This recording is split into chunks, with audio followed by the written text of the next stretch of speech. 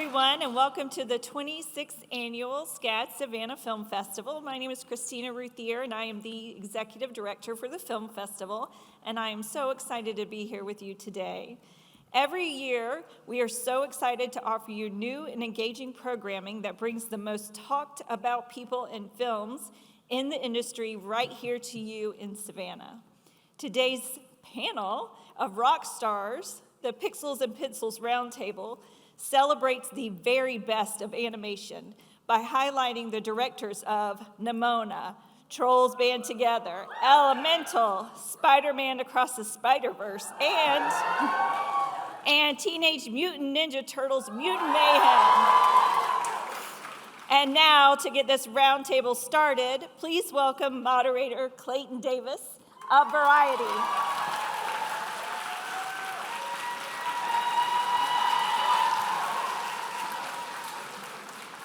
Thank you, Christine, and hello, SCAD. How you doing? That doesn't make me feel good. How are you doing, SCAD? Thank you. Welcome to Pixels and Pencils. 97.9 La Mega. Listen, I love movies. And I say that, and you should all know more than anyone else when I say I love movies, that clearly includes animation. Animation is film. I believe that. I've been at Variety now for 3 years, and my first thing I said to my editor walking in the door, I said, I want to be here, I want to be alive when the first animated movie wins Best Picture at the Academy Awards. I'm going to be alive for that. Any of these 5 movies would make a fine first animated picture winner. And we should have had like 30 by now. But we're catching up with the times. So let's call out these very, very, very problematic gentlemen. I'm gonna call them out one by one. Listen, they have a really big head about this because the purpose of this, instead of not just celebrating animation, I thoroughly believe we're looking at our Oscar nominees for Best Animated Feature. I believe that. Don't clap. Because they think that, they have a big head about it. So I need you to keep their expectations in check, okay? Deal? Awesome. First up, one of the 3 directors from Spider-Man Across the Spider-Verse, director Joaquim dos Santos.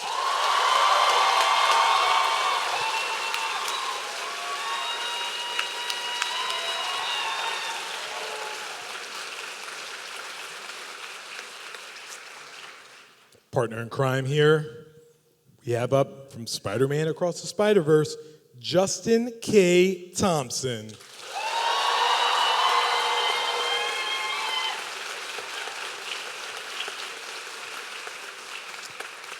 Rounding out that trio, Academy Award nominee, Kemp Powers.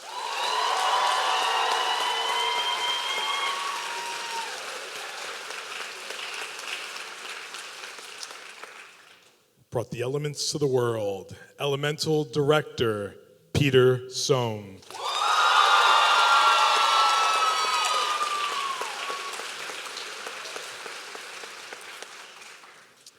Now we have another duo. This gets difficult after this one. Listen, we love Nimona, and it's because of these 2 directors. First one, Nick Bruno.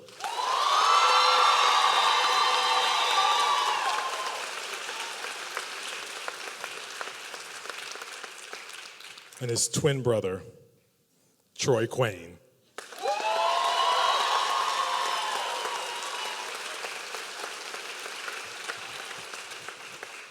Next up, created some mayhem with Teenage Mutant Ninja Turtles Mutant Mayhem, director Jeff Rowe.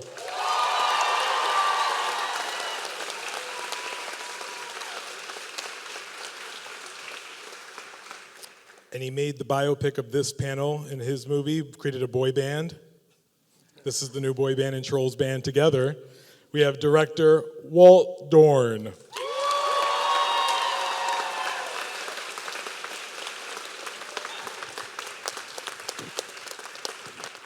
And we'll see you later. Thanks. All right, so sit down. All right, guys. Did we get free water bottles? We did. They cost To your money. right. To your right. To your right. To your Can I right. take both? We almost have enough directors to make a Spider-Verse movie. My first question is to Peter. Yes, sir. Ooh. Yeah, you're up first, sir. Elemental, Pixar's Elemental. Beautiful, beautiful film. Thank you. So many of us have loved Pixar for a long time. I called it, because only my opinion matters here, I called it the best animated feature from the company since Coco. It's really great. Thank you.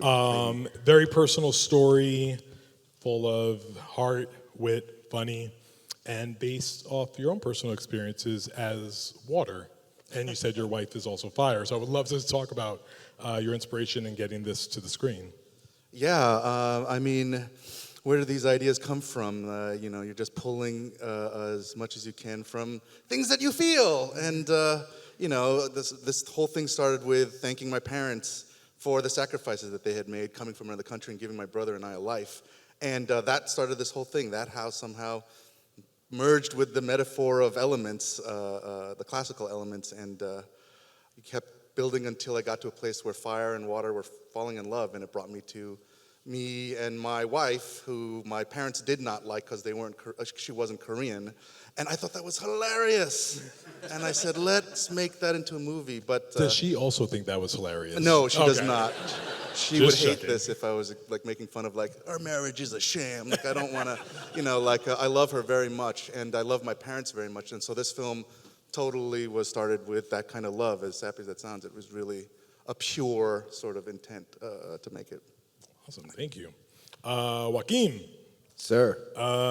you decided to join forces with these two gentlemen to your right. Also, troublemaker producers Phil Lord and Chris Miller. Phil Lord, I think, is in the room tonight. Hello, Phil Lord. You had to follow up an Oscar-winning Spider-Verse movie. What was the pressure like for that? Did you feel anything, or you were fine? Totally Cool? fine. Cool. Yeah, no pressure at all.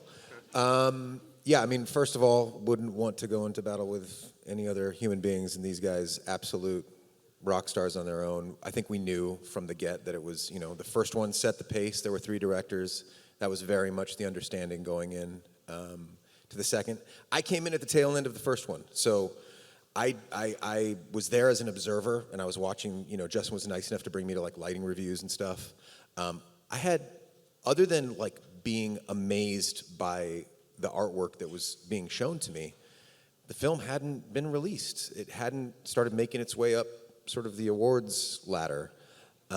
So I had this moment when the first film won the Oscar. I was like, holy shit, man. What did I get myself into here? I'm just a little TV scrub, and I'm playing in this follow-up zone to an Academy Award, and it didn't make a lot of sense, and I got really, really scared, and Justin and Kemp and Phil and Chris sort of eased that by saying no. This just gives us the permission to do the stuff we want with the sequel, and that really alleviated a lot of stress. So yeah, high stress up top, peak, and then sort of evened out, and then it was a bunch of stresses, peaks and valleys after that. I started with Joaquim for a specific reason, because now I'm going to Justin, because Justin is a self-proclaimed anarchist, and he loves that feeling he shared. And if you were at the Spider-Verse panel earlier today, he likes blowing stuff up and feeling like it could be impossible. So how dangerous were you feeling when you signed on to this project, and how much stuff did you get to blow up? Oh, you mean question for about Across the Spider-Verse? Across Spider-Verse. Yeah, well, I think it was just fun to have the permission from the audience and from the studio after we did the first film, that audiences wanted more. And it was just really exciting to know that basically what was an attempt to make something that was just art we wanted to see on screen, that supported a really cool story and a really cool character, that, we sort of believed in this idea that art was valid, and art could be something that would bring people to a theater to go watch a movie, and that story and this character, there was so much more to tell. And it was cool when Phil and Chris came to us with the pitch for the second movie, because it was a much darker story. In the first film, he was like 13, and he had just gotten bitten by a spider. But in this film, the idea that 15-year-olds, and having a teenager myself, having watched, and my kid's now 23, and my youngest son is now 15. So I've gone through it, and now I'm going through it again. They change so much at that age, and the problems with, like between, you have to like relearn how to communicate with a kid that you've known your whole life, and it's really scary because they start making choices for themselves that you can't stop anymore. So the idea of like, wow, we got to have this really cool, expressive, fun thing to do for the first film, but this had such a different tone and story. The challenges for the art were so different to try and illustrate that darker tone that I just thought I couldn't stay away, because I thought there was just such unique challenges that I just thought would be amazing to bring to the screen. So for me, because I love really, really difficult problems, like I actually seek them out as artists. I hate anything easy. So I was really, really excited by it. Awesome. Thank you. Kemp, we met 3 years ago, and I love all you guys, but why Kemp has... Wait a minute. Where's this going? Kemp has really... I love Kemp because this is the guy who wrote One Night in Miami, co-directed Soul, and now is doing Spider-Verse, proving... Yeah, you can clap, that's fine. You should rewatch One Night at Miami post-credits. There's Spider-Verse in there. You should totally take it in. But Kemp, what I love about him is that he proves you don't have to be pigeonholed in this industry. You can do whatever you want just because your name's Kemp Powers. So looking back on your life and looking back on everything that led up to this moment, did you ever think you were going to work on a Spider-Man movie? I didn't. It's funny because the way I came into this, we were in production on Soul when the previous directors brought Into the Spider-Verse to Pixar before it was released. As a matter of fact, Pete Sohn was the moderator when they screened it at Pixar. So we were like... They blew us away. And the whole Pixar studio is a was... tough crowd. Like, Pixar is just... This is Pixar. Is that all you got? They were like... Yeah, they're not. Yeah, it's a tough crowd, and that was one of those where it was like, oh my God, that was incredible. And so, working on Soul, I was commuting back and forth from Los Angeles for a few years, and as we were wrapping up, I was talking to my people. They were like, would you consider doing another animated film? And I was like, oh yeah. I mean, and they were like, well, what are you interested in? I'm like, honestly, I really would just love to see what's going on down at Sony, because that seems like the Wild West, like after seeing Spider-Verse. And I was introduced to Phil and Chris before Soul even came out. Like, Soul was still in production, and I didn't know they were making a sequel. So honestly, I was like, whoa, you guys are going to make another Spider-Verse? And they're like, yeah. And they pitched me the film and said, would you have any interest in jumping on board? And I was like, no. And the thing is, like, I should have said no, because when you make an animated film, they're so difficult and they take so long that when they finish, usually you take a few months off to kind of heal, because you do. I mean, we call it, I would say heal is the right word, right? You kind of need to heal because you've been killing yourself for years. And I made probably the best decision and the worst mistake of my life at the same time, in that Soul wrapped on Friday, and I started production on Spider-Verse on Monday. So by the time Soul came out, we'd been in production for 6 months on Spider-Verse. So it was this crazy kind of thing where, like, I never got off the train. I didn't see it coming. Honestly, it was just, I so was inspired by the Miles Morales character in that story. And when they pitched it to me, I was like, oh, this isn't like the first movie, but more. They're just trying to tell like a completely different story, and in doing so, they're open to like a completely different kind of storytelling by a completely different kind of storytellers. If it was just shepherding a franchise along, that would have been like, no thank you. But this actually felt like a completely original film, that stood on its own, and that's what made me kind of like take that jump into it. So you're healing now, is what you're saying. This is Yeah, healing I am. period. I am Okay. kind of healing now. Jesus. I'm so gray now. It was so good. When I started this, I hardly had any gray hair, and now I'm like an old man. So what are you gonna do? Thank you, I feel you. Nick and Troy. Hi. Hi. Adapting a graphic novel with magical realism, LGBTQ representation, beautiful colors and imagery. Nimona was a little engine that it died at other studios and came back, finally got out into the open. How long have you been with the project, and what was your ultimate goal in bringing Nimona to life? Right. When we joined Spider-Verse, We needed time to heal. we only had like a half a day off. I don't know this fucking Monday to Friday shit. We need better reps. You got a whole Yeah. weekend off. Yeah, who's your god? No, we didn't work on Spider-Verse. Sorry. That movie's great. For us, when we joined Nimona, I don't even remember his question, but I'm gonna answer something. Buckle up. Yeah, strap in, kids. When we joined Spider-Verse, we had just finished a movie nobody cared about called Spies in Disguise. Nimona. Geez. I care about spies I in keep disguise. saying Spider-Verse. Now I'm not even joking. No, I've You're spent in too your much own time pit, with him man. to know when he's serious there. Yeah. We worked on Nimona, Clayton. I don't know where you're getting this shit from. But when we started Nimona, I'm done joking. The reason why we got so passionate about this film is because it represents the underrepresented.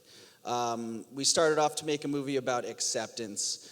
But you know what, fuck, all animated movies do that, and that's fine, that's great. But this one was for a very particular group of people, LGBTQ+. At our home back at Blue Sky Studios, we had, I think what you're all looking and should be looking forward to getting out into the industry, if you're not already, is that it's the most beautiful industry in the world, filled with some of the most amazing hearts from so many people who have felt outside of their own kingdom, and we stole all their stories. No, but all joking aside, we really tried to listen to all these stories so that we can put a movie out for kids so that they don't feel alone in their world, and that was very important to us. And it closed the studio, so that was fun. Yeah, Disney didn't like the idea. How Did you say that about Disney? How do they Don't sit change again? it, Clayton. How do they sit and watch? Look, yeah. Clayton's doing it. No, No, Peter's that's cool. No, Pixar is great, but they don't. It is terrifying when you bring a movie to Pixar because we did bring an early version of Nimona to Pixar. It was beautiful. and it was brought people to tears, and great. what you guys were pushing for was bold and excited everybody. It was amazing. This is not therapy, I promise you. Yeah. This is not like a no, but rehash. you will all need therapy by the time we're done talking. Yeah. For the I record, apologize in yeah. advance. For the record, and They tell yes, how I can feel wounded we everyone's all are. saying- We're all just like, Everyone's gonna get tired of me speaking, including myself. But I don't hate Disney. I go around saying I hate Disney every time. But all the amazing artists, it's not funny. There's amazing artists at Disney who want those kind of films to be told too. It's just two old people at the top that need to die to allow it to happen. So sorry.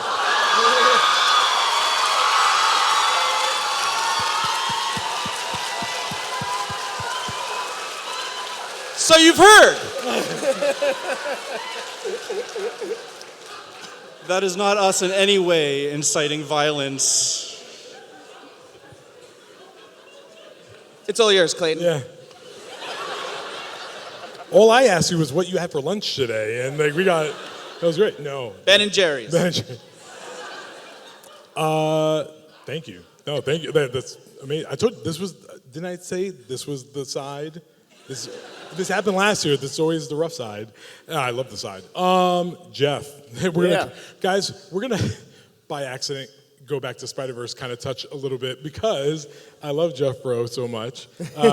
Because one is that I'm a '90s kid, even though I look 25, I get it. But I love Teenage Mutant Ninja Turtles so much. Like they're like favorite Ninja Turtle, Raphael. He's the coolest one. But there you go, going places in this world. It's Leonardo. Leonardo's the coolest one. Nobody said anything. Jeff, 90s kid, I love the Ninja Turtles, and I believe you're the first that I've seen that actually let them be teenagers. Yeah. It's not like dudes. Like Raphael's the most like a New Yorker, 35-year-old in the original live action of the 90s like I've ever seen. Yeah. But they're kids and they're like naive and like a little stupid sometimes because they're kids, you know? And you let them do that. Big gargantuan task. Were you nervous about that? And also working with Seth Rogen to do that. Oh yeah, no, I mean, like when Seth first kind of brought that idea up that it should be real teenagers, I'm like, oh, how is that gonna work? Like, there's like the adage in Hollywood, like, oh, never work with kids or animals because you can't get them to listen to you, which is part of it, But it just made so much sense, and it was such it just seemed like such a clear path forward and a way to really do something emotionally grounded and real, and just make them feel authentic. And we like really quickly discovered we just had to throw the script out, like what we had written, like us trying to sound like teenagers was not like, hey, can you say this is fire? Oh no, you don't say fire anymore. Okay, based. Yeah, let's make it based. We kind of just like listened to the kids and just let them talk, and we would keep the tape running, and we recorded them all at once, talking over each other, which was. The sound people wanted to kill us. It was a nightmare to clean up, but so many things in the final film just came from this like very real chemistry between them, and it felt exciting to bring that kind of authenticity to a big studio film of this size in this space, and. Yeah, and those kids are great. Thank you. Keeping the 90s theme, Walt. No one knows this fun fact about me. I would not say this when I was younger because I was afraid I was going to get beat up, and now I don't care. I love boy bands. Like my first concert ever was Backstreet Boys. It's a true story. Woo! But Walt didn't want to impress me that much, so he didn't get the Backstreet Boys in this movie, but he did get a nice theme of music and exploring the origins of Branch and his family tree. Get it? Tree, Branch. See? Screenwriters. See, and I was afraid of making a joke about not working with kids or animals, but working with kids who are animals was fine. Yeah. That actually was gold compared to that one. Walt, you wanted to explore a lot of this origin of Branch's upbringing, also keeping it within the theme of music and touching not just young people, but adults and bringing all generations into it. What was the most difficult task in taking on a third movie? Because sequels don't tend to work a lot of the time, but as we see through some of these, you can do them, and you can do them really well if you put some thought into it. Yeah, I think, and it's, I want to say real quick, it's so nice to be up here with you guys. It's an honor, so thank you. I think the challenge of making a sequel is for it to have its own voice. You know, I always loved that Alfonso Cuarón Harry Potter, and I use that as an example, or even Empire Strikes Back. This idea that the movie could have its own identity, but still be cohesive as far as its visual identity. So we start there, and how can we make it its own? And it seems strange, but we really hadn't explored boy bands with all the music we've done in the other films. I don't know why we would, but we just did. This is because it's Justin Timberlake, that's why. He was, apparently from my Google research, he was in a band called NSYNC, I found out. So we thought it'd be fun to kind of mix this idea of family, Branch's family, and Justin's authentic experience going through boy bands. And we wouldn't have been able to do it if he wasn't on board. You know, we definitely have this let's celebrate boy bands from the 90s, but let's also make fun of them. I think it's kind of a healthy balance of both those things. That's cool. Thanks. The thing I always want to know from you all, any director of an animated movie, what's the animated movie that made you fall in love with animated movies? Just a small little question. Watership Down. Ooh. Yeah, that quick. Right. For real? Yeah. It terrified me. Terrifying. Yeah. That's what I loved about it. I loved how terrifying it was. It's dark, Kemp. Yeah, I'm a dark dude, man. Literally, I mean, but also.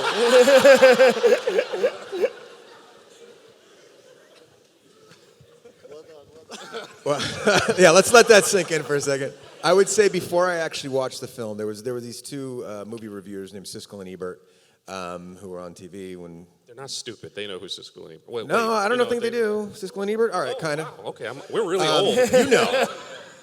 But they reviewed Akira, so I hadn't seen the movie, but I watched them talking about the movie, and I mean, I couldn't go back. It sort of like changed the way I didn't understand what I was seeing. I didn't know that animation could do the things it was doing. So at that time, I had to like hunt the tape down. It didn't exist. I didn't have really a theater that I could go see it at.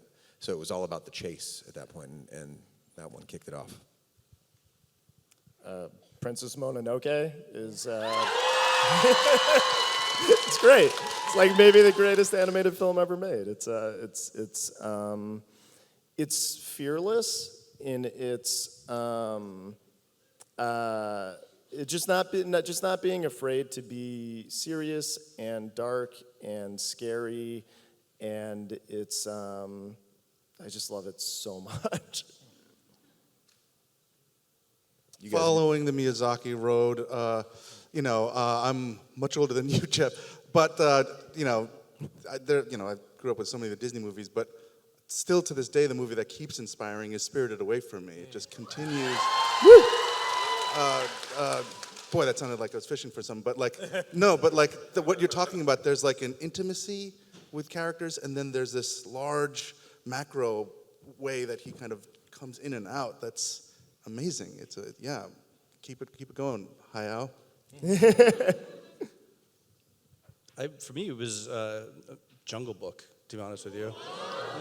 Not the CG animated monstrosity, but it was just, I mean, it's not really much of a story, but it's just this idea of following characters and watching how each individual character interacts with a different individual group of characters I thought was fascinating. And for me, I started as a traditional animator, so just seeing the artistry on display in a character like Shere Khan, where I was like, how do you draw that many stripes in that many, directions? It was mind-blowing. But it was also this idea of, like George Saunders is this villain. Like the villain didn't have to be the big, brooding, whoa. He could be this sophisticated, very soft-spoken, and almost the calmer this character got, the more terrifying he became to me. And I thought that was, for me, just an eye-opening, different way of how you can change the pattern of what you expect and get such an amazingly new sort of idea out of it. So that was one of my favorites.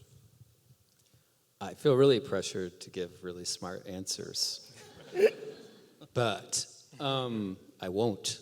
Actually, what made me fall in love with animated films was actually What's Opera Doc, the short. It's a Bugs Bunny short. If anybody likes Bugs Bunny, because What's Opera Doc, like when I saw that, what was so incredible about it, if you know who Maurice Noble is, if you don't, look it up, he's great.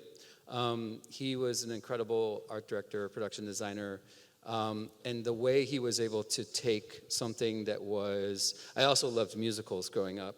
My Fair Lady is still in my top 5 films of all time. But I loved musicals, and I saw as a kid, and I think I was only like 5 or 6 years old, And I saw that he had taken this like opera, like that Chuck Jones had taken this opera, and like he had somehow figured out how to express this internal feeling with the way the colors changed and the way the imagery changed, and it felt so much more dramatic than it needed to be. And I thought, holy crap, you can actually take a medium and externalize what's going on in your head. That's amazing. And you can set it to music. Wow. So, I mean, honestly, it was that simple for me. And like all these films that they're naming, of course, are amazing. But I think it's just been a journey ever since then, trying to find ways to get to that original feeling when I was like 5 or 6 years old, where I felt like I was inside a character's head space. They're still inspiring. I feel like you remind me of like one of the top 10 greatest jokes of all time is when... Me personally? From Yeah. Daffy Duck as Sherlock I get that Holmes. a lot. He meets this like brute, Daffy Duck as Sherlock Holmes, and the joke is, he goes like, name, Shropshire Slasher. Occupation, Shropshire Slasher. Top 10. Everyone gave Walt or Yeah. There's so many. It's so hard. So I'll lump this one kind of thing. So like Fantasia, The Three Caballeros, to Alice in Wonderland, to The Yellow Submarine. Like all of these things that blend. I mean, at first they're all horrible narratives. So let's put that aside. But this idea of like kinetic color and imagery and just excitement, and you can just watch them over and over and have them in the background at art college, or put them, show them to my kids. Just that psychedelic, like Technicolor swirl that only animation is. I didn't give a shit about animation. The truth. ever? Not until like last year. When Nimona came out? Yeah, I started working on it. I loved it. I think the first thing that really affected me was Rudolph the Red-Nosed Reindeer, the special. Oh, yes. And I still watch that all the time. Everyone in the answer? Yeah, okay, good. I'll make sure I didn't miss anyone. My answer is going to lead into the next question, because mine was The Lion King.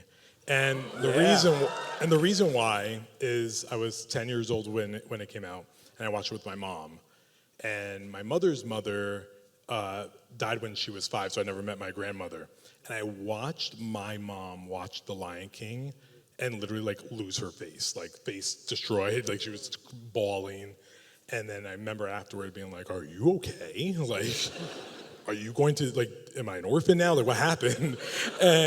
And she was like, I've never met my grandmother. She didn't even have a picture of her, so I don't even know what she looks like. And she told me, she was like, "You'll never know that feeling, even when you were 5 and you lost your mom." And at that point, my mom was like in her 50s. She was like, that missing your parents stays with you forever. And she gave me a look in her eye, and I saw, for the briefest moment, I think I met my grandmother at that moment. And the reason why I lead that into the question, animation is often, unfairly and stupidly, thrown into a boat of it's just for kids. And I've seen it destroy my mom's face in a movie theater. The first movie I ever brought my daughter to was Coco, in which I was crying, and it was dead silent, and she looked at me, and it was a press screening, and very loudly said, "Are you crying?" And that happened. By the way, at the end, as Coco is he's singing "Remember Me," it's the worst. So, my question to you all is, what can we do collectively as an evil scheme to get people to see animation for the valuable, necessary art form that it is in our culture and climate of cinema? I'm going to jump right in because I think everyone on this panel has been trying really hard, and you can see it in all our films, is we're a little tired of the same stories and the reboots and the IPs. I think everyone is very hungry for telling new stories from new people, new backgrounds.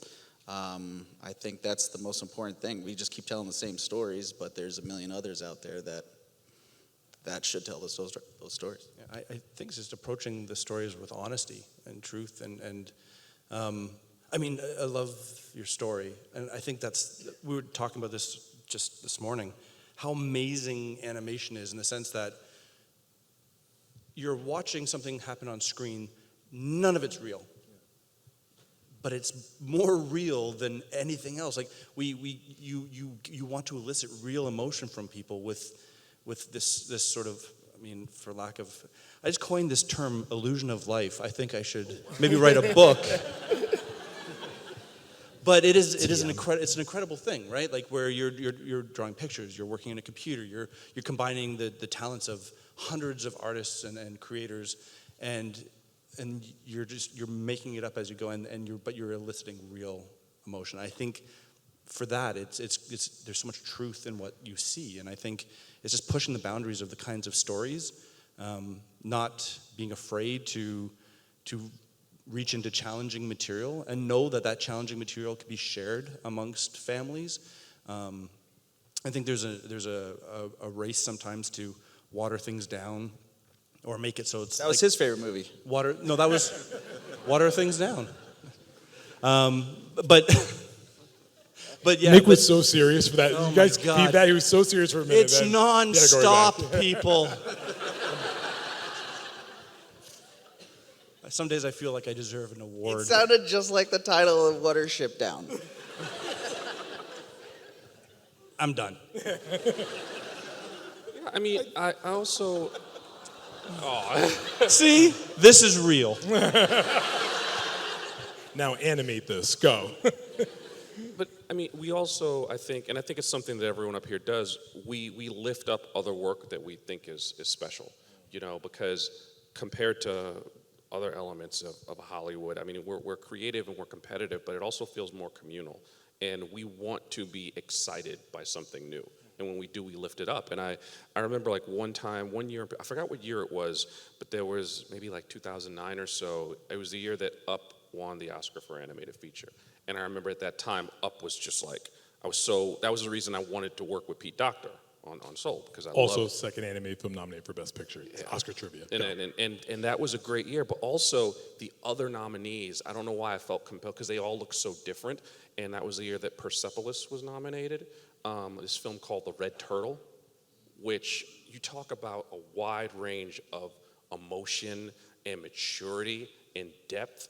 It was like one of the most amazing years of animated features that kind of rose up. And it's like, I think we all have an obligation when we see something that moves us and touches us to lift it up. And again, the folks on this panel, I think, do that all the time. I mean, before I had to leave social media because, I'm sorry, but like comic book fans are crazy.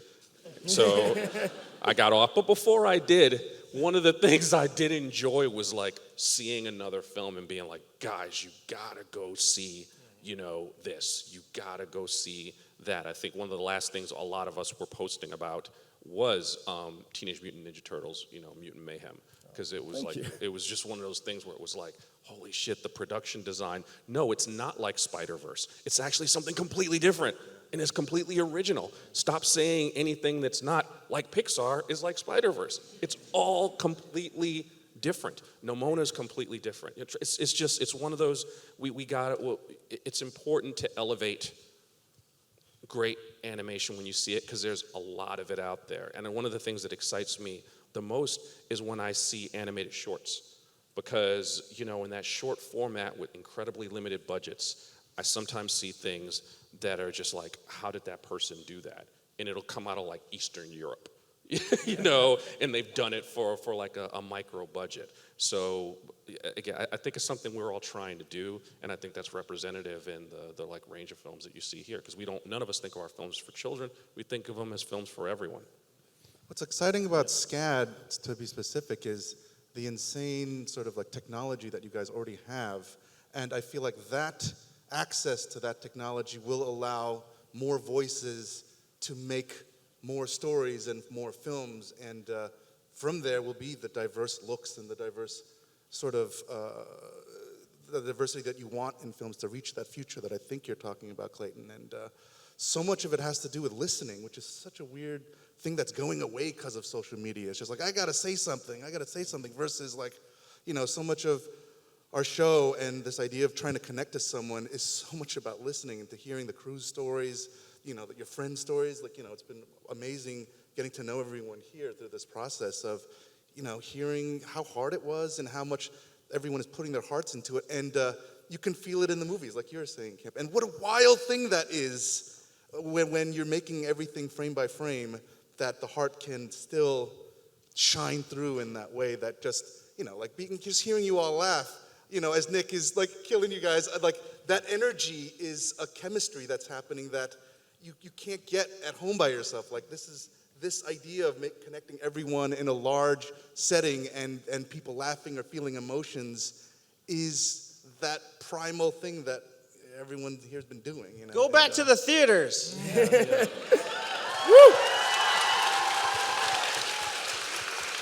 I think my answer is maybe a little bit more like nuts and bolts, which is not fun. But I'm a big Jean-Luc Godard fan, and someone once described his body of work as changing the grammar of cinema, and it took the way that films were made and completely reinvented editing, camera choices, acting styles, and I think that in animation, I think we're making a lot of progress towards bringing in different visual art styles, but I still want to see a lot of strides made in editing, stories that maybe don't have answers, things that are more experimental in the filmmaking, but still on a feature level scale, and just like let's change the grammar up. Let's come up with some new ways of doing things. I think that's what most excites me about the next 10 years in animation. To add to that beautiful point, we can why animation is so great. You can start off with I'm saying this and not to be condescending, in the simplest form of like Looney Tunes for kids, right? That can be animation, but then you can get Charlie Kaufman's Anomalisa, and like change your life forever. So yeah, like animation allows. That's why Guillermo del Toro and a lot of I hear from you guys all say animation is not a genre; it's a medium. It's just another way to tell stories. It's not because it can touch any genre. I'm waiting for like a big slasher, horror, scream level franchise, animated series. One of you can make it, please. Thank you. You're in school. We can get to that. So yeah, I would love to see that. But I think just to follow up on the nuts and bolts and just what everyone's talked about here, I think there is an acceptance of animated content, film, shorts, as a bit more sophisticated, like in Europe or in Asia, right? We're talking about Akira, talking about European audiences, right? Like there is a different, and I think we're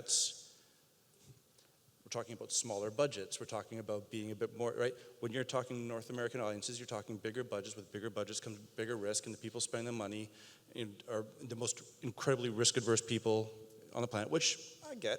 But I think this panel is a great example of so many different concepts, styles, stories, and it's up to people watching them, like I'm saying, lift that up, like, sing it to the heavens. Like, this is really great. This is something we want more of. I think those voices at the top that hold all the purse, the Scrooge McDucks of the world, will listen, right? Because I think there's amazing. We have all kinds of Disney references. They are rich people that just jump into vats of like coins. They're like, you can't say that in movies because that's not white. Right. I should shut up. Yeah. He described DuckTales, by the way. It's when I caught that reference. Treasure of the Lost Land, very good movie. Walt. And Yes. You. It's funny because every time a film comes out, I've had my career over 30 years in animation. Every time a film comes out, like right around now, I start sitting down with people and interviewing them, and they say, They go, I couldn't believe it for a children's film, some of the things you're doing. And I just had to let it go. I mean, first of all, I love, if the children like the movies, I love that, because children are incredible. I have an army of them at home. And if I'm on some soapbox that the children need to hear, the only message is be nice. So I'm happy to give that out to the children, but it's funny, just because it's animated, it's considered children's entertainment. And we never think about that once while making the film. We're just thinking about telling a story and telling it clearly, and even with trolls and all and farting glitter, it's still about the human experience, which I think animation does really well. So it'd be nice to just kind of shake that stigma off a little bit, Shake it off. Taylor Swift reference. I do, right? Error store, right? I want to talk about something because you didn't make the movie by yourselves. That's what I heard, right? Because there's production designers, there's film editors, there's sound designers, there's visual effects artists, there's composers, songwriters.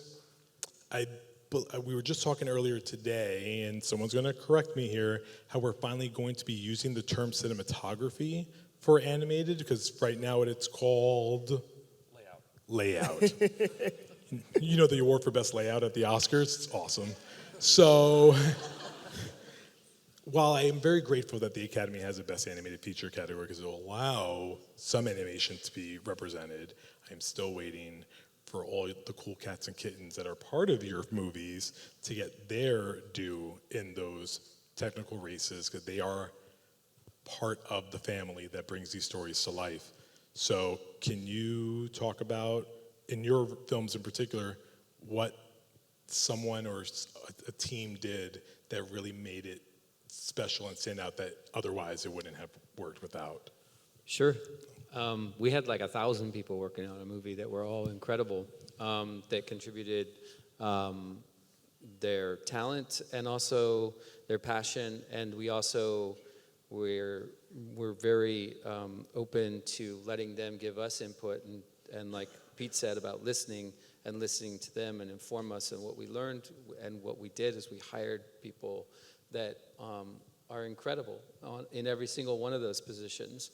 And but it's funny because when we talk about these different categories and at the Oscars, our sound mixer was the same guy who did Lord of the Rings, who won an award for doing Lord of the Rings. It's like, why is his work on this, and it is interesting. And then because orcs are real. And then we have, like, I think, we all have incredible people on our teams.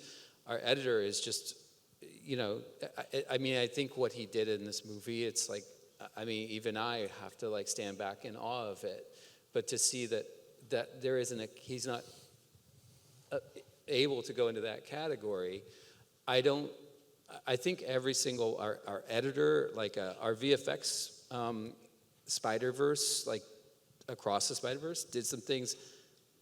When we made the first one, we pushed some things onto the screen that I didn't even know if we'd be able to do. And what we did in the second film, I don't know, even I stand back in awe of what the crew created. And to think that they might not be eligible for a VFX. They had to create the software to do it. They had to write it. They had to build it. They had to make all that stuff. And then the animators and the performance. It's some of the best performances I've seen in a film in a long time. And I'm not saying that for our benefit. I'm saying that for our crew and for the people who did those things. They had amazing people. And I don't know. I think it stands up next to any live-action film I've seen. The only thing I wanted to add to that, of course, there's all the artistic endeavors, which, it goes back to your previous question about perception, right? That's why they're not hitting. I don't know how many people have also got like, oh, you're a director of animation. What is that? How do you do that compared to live? Like, it's every level of animation has that perception. But I'd also add to that production coordinators, production supervisors, it's amazing how hard this stuff is to wrangle. I can't even imagine what the schedules and everything look like on something like Spider-Verse. But there's so many people involved in how these things come to life. And for us, it came down to a lot of listening. I just wanted to bring up some examples of. We had a couple production quarters. When we come up with a story for this thing, another thing is story. The way we craft a story in animation is very unique between story artists and script writers. But also, we would open up the doors to everybody involved in the production. And we were making, I'm sure everyone here was over COVID. So I think we were in studio for 5 days, and then we all went home. And Nimona was a really tricky story with a lot of tricky thematic narratives. And we would do these meetings, and there was this one production coordinator who would always zoom in from their car, in the parking lot of their car, every single, and we all went home, and it was such an interesting thing, and we kept saying, why are you, we'd have these story conversations, even in the rain, right?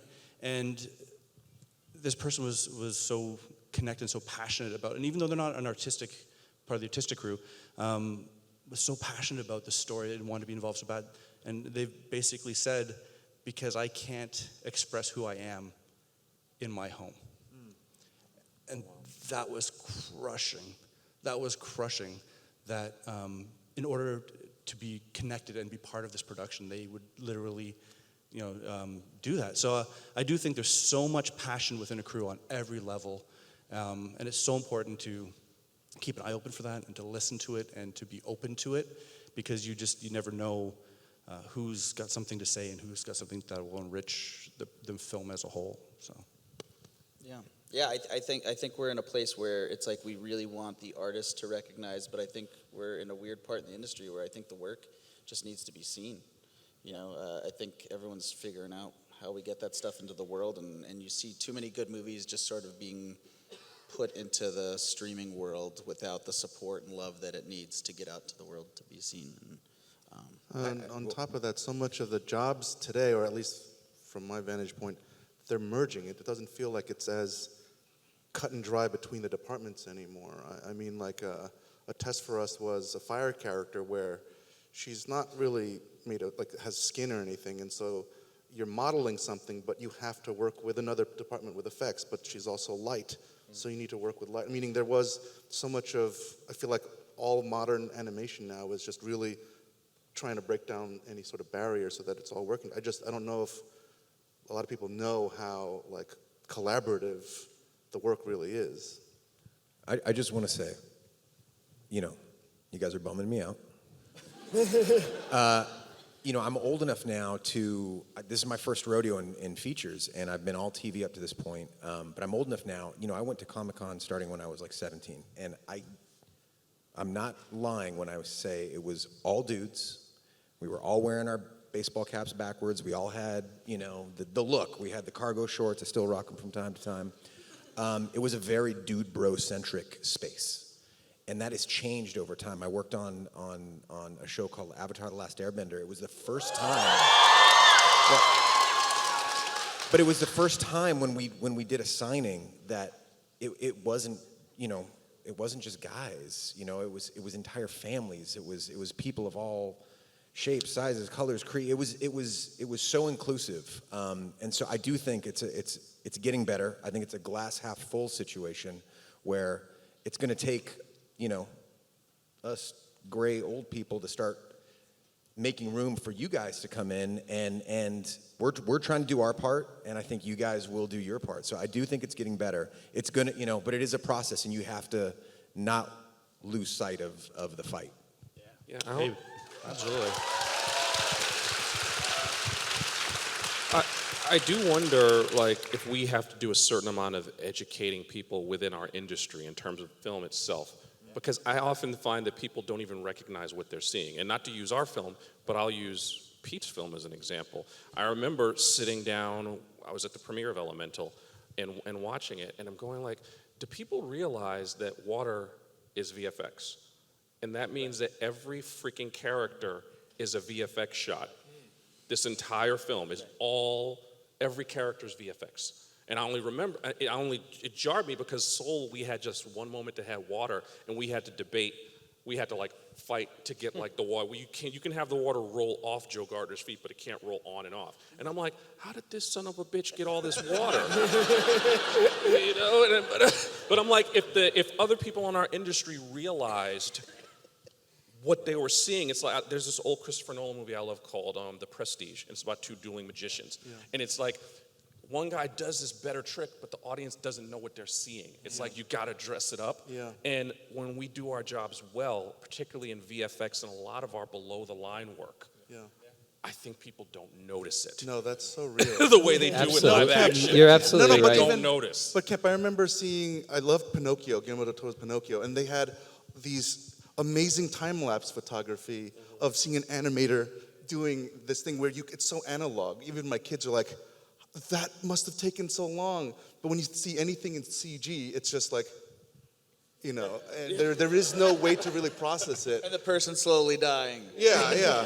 But that is a real thing to really know. No, it's not. My brother to this day is like, don't you just AI that shit and just push it? And it's just like, no, it They takes think we do mocap. hundreds and hundreds and They don't artists. even know it's not mocap. They have no idea. People yeah. actually think we do dots like a Marvel movie, and they don't realize that like they don't know how long it But takes that's for like what- 3 seconds of animation. But that's also part of the magic trick that you also don't want the audience to know, right? You want them to just fall in love with it, but then you're like, but it was hard.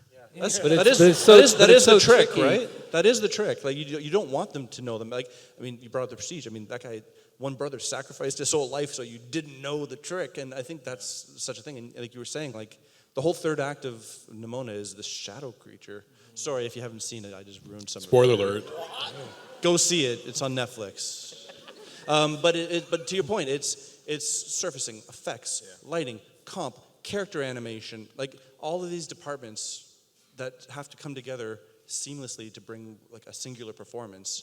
That's orchestration at it, like an amazing level. So many people willing to work hand in hand and know that their work isn't disappearing under someone else's, but is in collaboration and unison with someone else's to elevate something that's bigger than the individual. And that's the amazing thing about what we get to do in animation, which I think is spectacular. I'm offended that you said the old movie, Christopher Nolan movie, The Prestige. It was like 15 years ago, man. Well, I mean, that's what I mean. It's not Fantasia. Like, it's like right there. I have one more question, and then we're going to do something actually really cool that I think is going to be cool.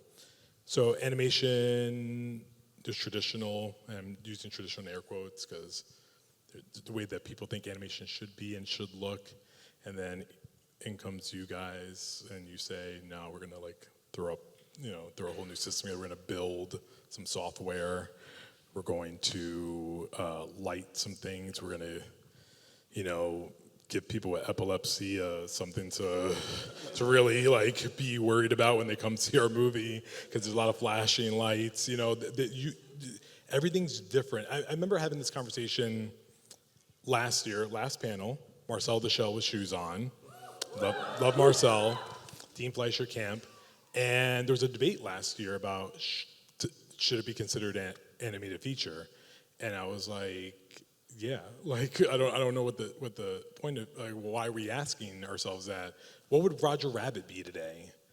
Everything just looks different. Like it doesn't have to be the same. So then what's The Lion King?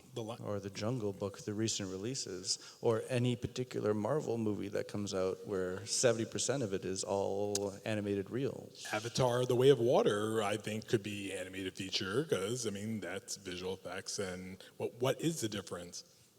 Again, getting to the greater point here now is the medium is changing. You're part of that. You're flipping up the table. The old guys are getting very frustrated up top. And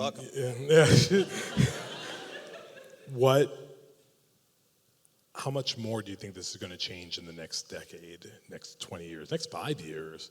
Where do you think we're headed? This medium. Jeez, Where do these have something to look forward to? That's such a heady question. Yeah.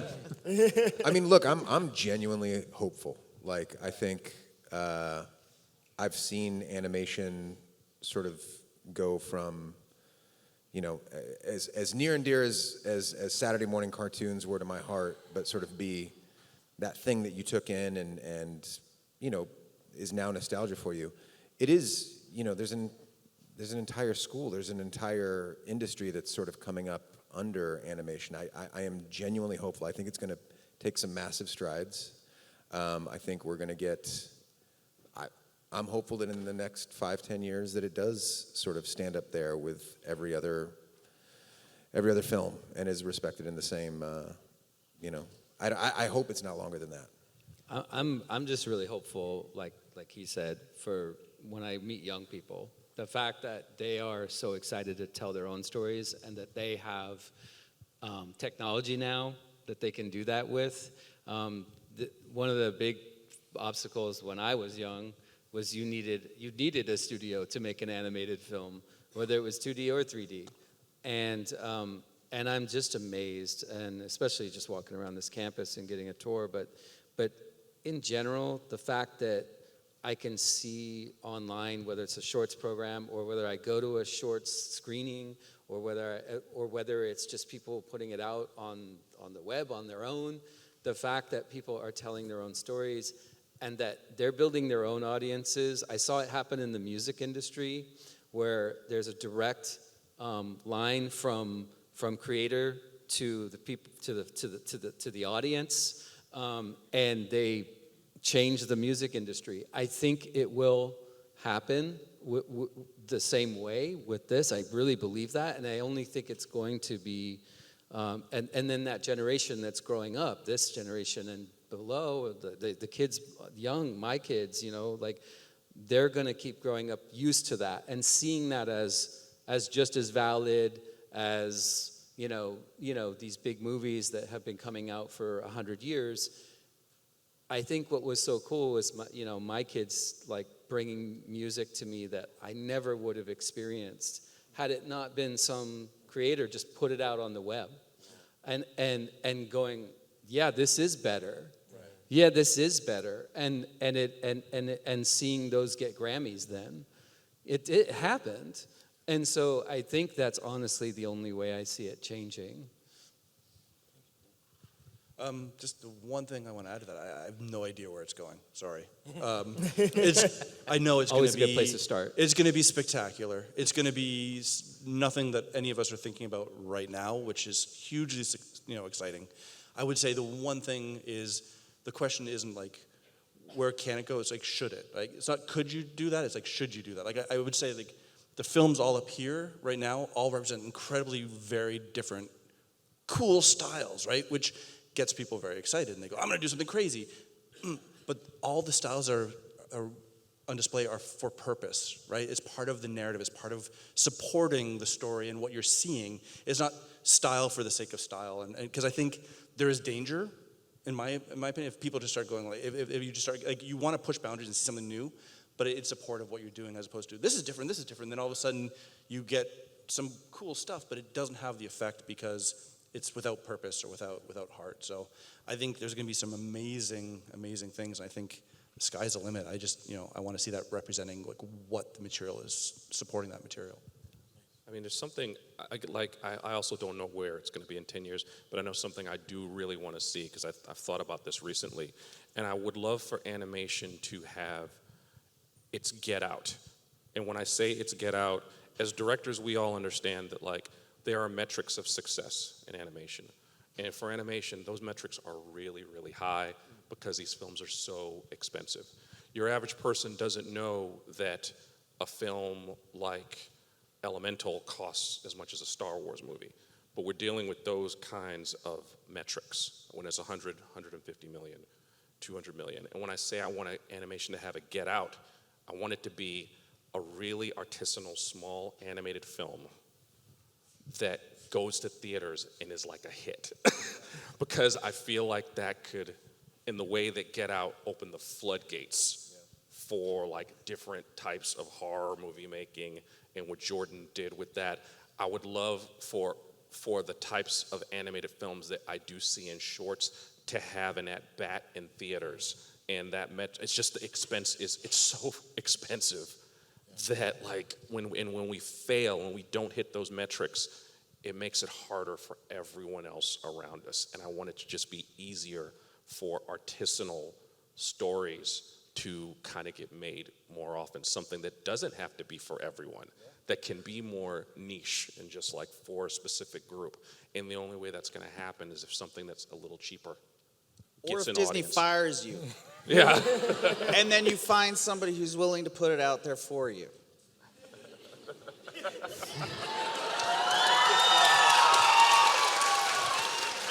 And I just want to put Kemp's point into context, just for anyone who doesn't know, because sometimes we don't speak in industry. Get Out, believe, was $9 million budget and it grossed over $150 million at the box office. That's what he's talking about. Like, make it for like nothing and then you make $1 gajillion. And it looks like a $150 million movie. So I think that was some of the metrics he was talking about. Right, but it should be less about I also don't think he's talking about the money that's made. I think it's the people taking risks to tell movies for people and just new different stories that all of a sudden everyone goes, I want to make a movie like that because somebody took a risk, right? I think the technology, though, is what's going to allow for that risk because it's going to bring the price point down. And I mean, that's really what you're fighting against. Like, in your example, you had a $9 million movie that made $150. Well, we were talking about Elemental, which is fucking gorgeous. But you watch the thing, you're like, everything's moving, and it's all like how do you do that? It's insane. Like every shot in animation, like when you're working on a live action movie, you've got a bunch of angry, like financial-looking people saying, you've got 12 VFX shots. Use them wisely. Mm-hmm. In animation, it's like every shot you're doing is a VFX shot. Like there's no way around it, right? Yeah. It's a different beast. So I think as the technology grows and becomes easier to use and more accessible, I think I hate to say it, but at least in North American animation, it's a price point. It is a price point issue. Yeah. It's bringing that cost level down. Because it's amazing when people say, like, this is going to cost how much? Oh, yeah, whatever. Go do whatever you want. It's fine. But when it's like, this is going to cost how much? All of a sudden, you've got 20 executives in the room because it costs this much. But that doesn't mean you pay them less. Let's be clear about that. You make it cheaper, it doesn't mean you pay them less. No. All right. Not at all. All right. The last thing I want to do is, I think it's cool. I want to talk to the audience about something. Raise your hand if you're an animator here at SCAD. Ooh. All right, so nobody. Okay. Raise your hand if you're going to make the first animated Best Picture winner at the Oscars. There's a reluctant. Okay. There's a reluctancy there. All right. You raise your hand. Come up here a minute. Oh. Oh, I think there's stairs here. Jump. I think. Yeah. Really high. Nope, that's not stairs. I don't know where I'm sending you. Oh, go that way. Don't climb it. I didn't insure this. Are there stairs? I don't know that I'm seeing stairs. There has to be. I can help you up. Grab her hand, Joaquim. Sign away.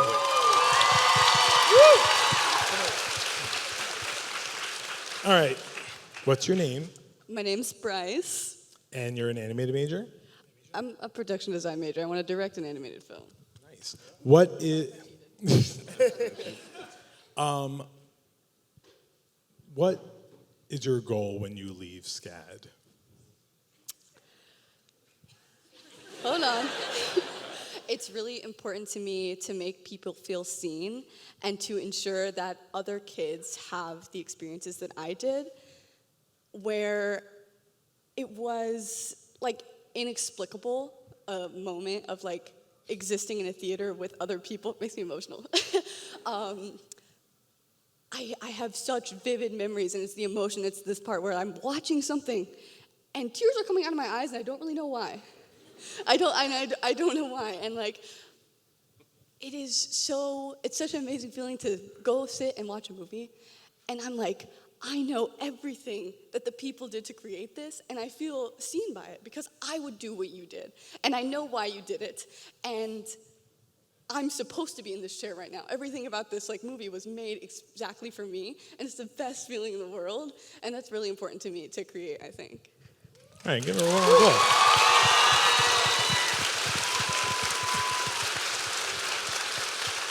That's a very good answer. You're going to make me cry. Come on, you were trying to walk away. So one thing that I think we underestimated, and I just asked everyone in here, animation major, are you going to make the first animated picture winner? a little less hands that second time, and because we all have dreams, right? And then it's what we wanted. I've loved movies my entire life. I've worked at Variety 3 years now. I was sitting home in the middle of a pandemic, minding my own business, had a day job and ran a blog, and on July 29th, 2020, got an email from the guy who's now my boss that said, hey, we have an opening here, and I didn't know what it was. And then on August 13th, they announced that I was gonna work there. And even if I knew there was an opening, I would have never applied as much as I wanted to do this. So our dreams that we have are often, they're dreams, but then we also not sure. So, come here a minute. We always end these panels with our filmmakers giving us a piece of advice for the students. But what we're gonna do, I want you to look ahead. You're not even gonna look at them. Yeah. Especially Nick. Okay. Especially, don't look at them. They're gonna give their advice to you on what you need to do in order to make exactly what you said over there a reality, and then you're gonna go do it. Deal? Yes. All right. So you can look around, you just don't look at them, but you listen, you can close your eyes, take it all in, and then we will kick it off with Joaquim. What is your piece of advice for her to go live her dream? There's more pressure here now. I think we've set it up here. I think animation is a work of collaboration. I think we were all journey humans. We were all journeymen sort of coming into this industry, and we've done jobs that have sort of, whether it be, Kemp was a journalist and gained experience from that. I'm sure we're an assistant animator coming in first. It wasn't right off the bat. Do excellent work as it arrives in front of you, and be excellent at everything that comes in front of you, because the work is ultimately what's going to speak for you and let you get to the next space in your career. It rarely happens. People just get dropped right into the top, and I've seen it on occasion work, but more often than not, be a complete disaster. So appreciate the journey and do excellent work as it arrives at your desk. Also, we're going to illustrate another point here. Everyone's going to give you this advice, but I noticed you don't have a pen and a pad, and I didn't tell you to bring it. No, but this is part of a larger point. Surround yourself with people that got your back. So whoever in this room that feels like they believed in that dream that she shared, take down some notes and make sure you give it to her afterwards, right? And then we're going to get that going. All right. We're okay so far? We're okay? Taking it all in. Next up, Justin. I think I heard you say you're in the production design track. Yeah. Well, I was a production designer before I was a director, so I would speak from that point of view. Just remember that production design is still a storytelling process, and when you're doing all this wonderful work and enjoying this process, and that is so much a key of it, like Joaquim is saying, I think also remember as you start laying down your ideas to try and think inside the characters' heads and inside the characters' hearts, and figure out and really research and delve in as hard as you can into who these characters really are. What kind of colors would they have grown up around? What kind of textures would they have felt? What kind of things would they have expressed joy with? What kind of things would these characters be afraid of? Textures, colors, patterns, sights, sounds, and create the world around these characters from the inside of the character, and then externalize that outward. Don't think about, and actually the hardest thing to do as a production designer for me, and took the longest time to learn, is to let go of my own biases against, there's certain colors I don't like in my house. like, but you have to remember that the character and the story, let those things guide exactly where you go with your film, and be true to your characters and try and live inside their hearts. Nice. Thank you. Kemp Powers, change her life. Honestly, it's simple. Just don't be afraid to fail. You guys are seeing our success, and that success is powered by us fighting through so much failure. And I think a fear of failure will make you kind of stay in a safe place. And failure is going to come. It's just, you're just going to try things that don't work, and you have to really embrace that in a healthy way, because it's something you're going to have to navigate in this iterative process where we don't know what works until we try and it doesn't work. And the only other little bit of advice is just with the collaborative process, it's easy to sometimes, I think, be a little bit compartmentalized, whereas the other people we're working with, we know what they do, but they're tools to help us. And I think don't forget that they're people who are passionate about their area and have dreams of their own. And I learned a lot through like osmosis. I had a certain job to do on Soul. I started off as a writer, and my spare time was honestly walking through different departments, knocking on people's doors, and like having hour-long conversations with them, which really opened my eyes to, Steve Pilcher, our production designer. I spent so much time in that crazy dude's office, and he was kind of like a mad genius, and I learned about like the mad genius that's necessary for production design. So like, get to know your collaborators as people, because they also have dreams of their own, and I think it can really help the relationship, and because you all need each other.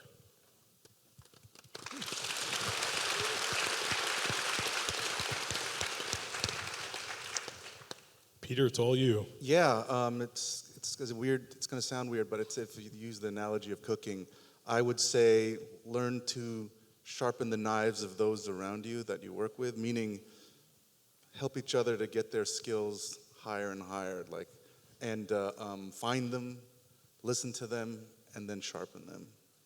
Nice, thank you. We're gonna come to Walt. Okay. I will have to double down on Joaquim's a little bit. Just like be completely into whatever you're doing in that moment, and that will get recognized.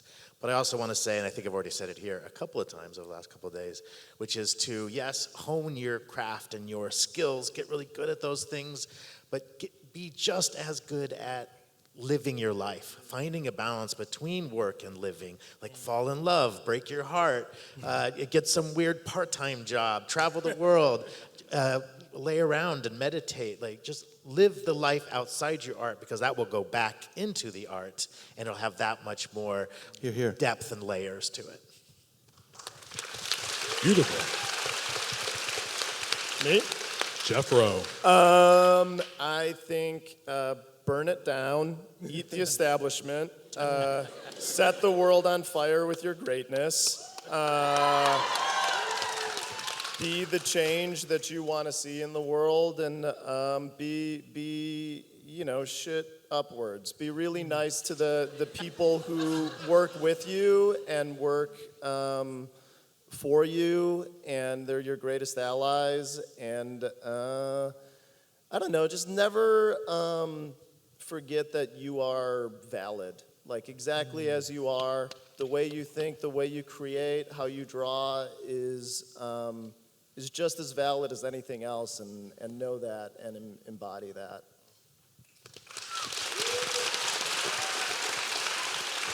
I'm just checking on you. You okay? You right? We're hanging in there? Okay, good. Troy, all you. I actually think you're doing it right now. Be curious, be bold. He asked a question, your hand shot up like instantaneously. You stepped on a stage with, 100, 200 strangers right here, and you put into the universe exactly what you want to do. The only way the universe can possibly answer any of you is if you do that. You don't know how many people who just heard what you said right now, and someone said, I I heard what you said. I have an opportunity for you. So be bold, be curious, ask questions, and don't be afraid to put out there what it is you're looking to get back. And when you combine that with the advice you have from everyone here, once you do get that opportunity, that's the success right there. And finally, bottom of the ninth, 2 outs, bases are loaded. I love baseball. Yes. Hit the Sports ball grand analogies. slam. Let's go. What do you got? Can you turn around? Clayton, could you get up for a second? Can you sit down?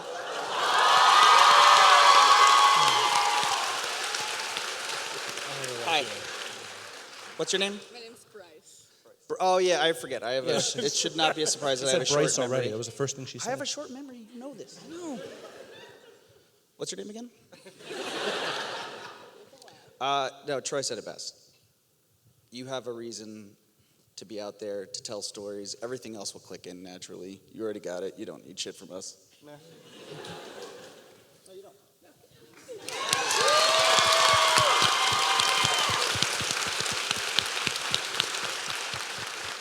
Oh, you can stay in my No, chair. don't get it's up. fine. He get me out of the chair. That's It's your good. chair now. No, that's your chair. chair. Your panel. I'm just the garbage man. Ladies and gentlemen, Joaquim dos Santos, Justin K. Thompson, Kemp Powers, Peter Sohn, Bryce! I was saving her for last. Nick Bruno!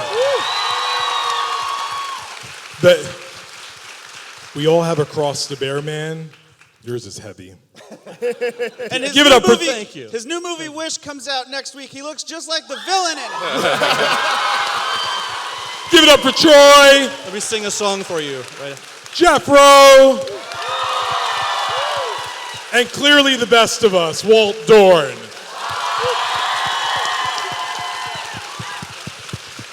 My name's Clayton Davis. It has been a pleasure hanging with you guys today. Please be great. Please hire me when I inevitably get fired from here. I will be looking for employment. And believe those dreams that you have, guys, you can do it. It's going to be awesome. Thank you for coming to Pixels and Pencils. I will see you next year.